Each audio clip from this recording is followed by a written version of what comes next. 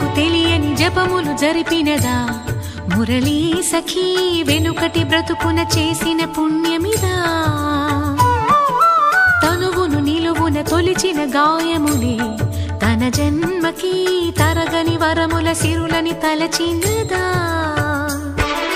కృష్ణాని